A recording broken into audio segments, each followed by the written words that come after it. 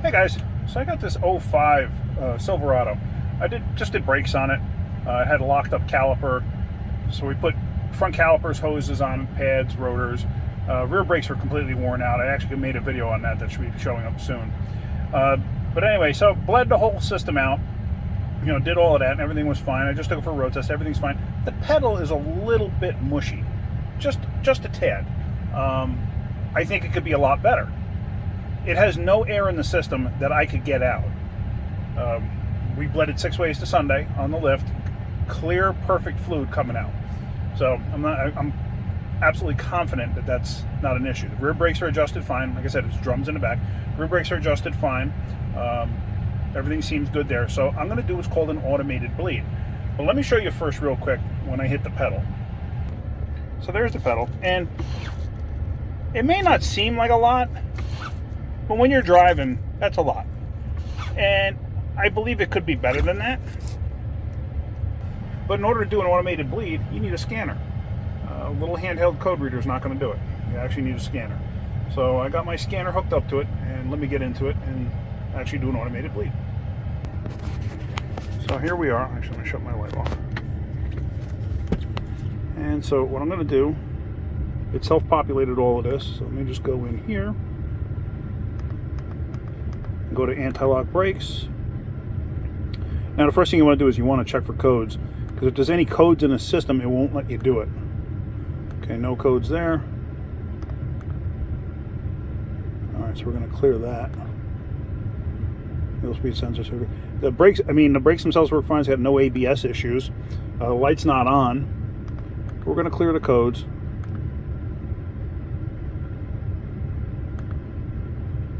Now we're going to go to functional test. Automated bleed, there we go. Refer to service information for instructions. If DTCs are present, test will not run. Okay, we already cleared those, so we're not worried about that. It may tell you to set the parking brake. Battery must be fully charged. Brake fluid levels, check the fluid level, which I already did. Set the parking brake, which I'm going to do that now. Okay, place transmission in park neutral. Vehicle speed must be 0, and it is. I'm parked. Apply and hold the pedal to activate the test. Now, when you do this, if you watch, it's going to kick it.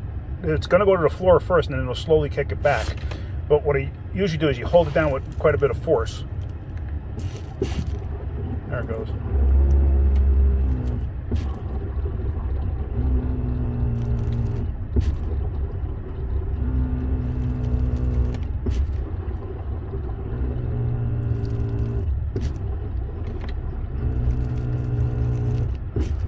Wow, I think we have a master cylinder problem. Check that out. It's sucking brake fluid into the booster. All right. That's interesting. All right. Yep, it just flooded the engine with brake fluid. Okay. So we're gonna have to fix that. That's a bad master cylinder and possibly a bad booster too. So let's go put a master on this thing. Alright, so I don't know if you could see that, but that smoke right there, that is brake fluid. You could smell it. And actually, I just realized, yeah, that's brake fluid. That's brake fluid in there. So what happened? What actually happened? Well, let me explain it. The master's leaking into the booster. It's a vacuum booster. So when I went to go do the automated bleed, the fact that the pedal goes almost to the floor, the side of the booster that is up against the master, the suction side, that's filled with fluid. So now that the diaphragm got collapsed even more, the fluid level probably went up to the vacuum hose and it sucked it through into the motor. And I don't know if you could hear it. If you listen to the video, you can actually hear like a gurgling, a chuggling sound, and that's the fluid basically just regurgitating inside there, and it gets sucked up into, like a straw, like when you're trying to suck a soda up and you go, it's kind of like doing the same thing. So, yeah, I bet you the tops of the pistons are clean now. But anyway, yeah, so we got to get a booster and a master. Unfortunately, nobody has the master for this. I won't see it until tomorrow, and I'm not even going to be here tomorrow, so I'm not going to be able to do this till Friday. going off the RPO production codes, nobody has the master for this vehicle, at least in stock for today, but they'll have it tomorrow, which means I'll do it on Friday. But anyway, when I go to do that, when I get the booster off, I'll probably dump it and you'll see all the brake fluid pouring out of it. But you know, that kind of brake fluid in there, that's not good. So it'll ruin the booster over a period of time.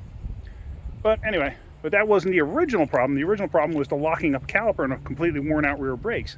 And considering it's got 200 and something thousand miles on it, we just went and did everything, because I wouldn't just do one caliper, one hose on one side, especially when the other side's original. So anyway, that's it. If you're getting something out of my videos, hit that like button. If you could, please subscribe. All right, guys, have a great day. Keep wrenching.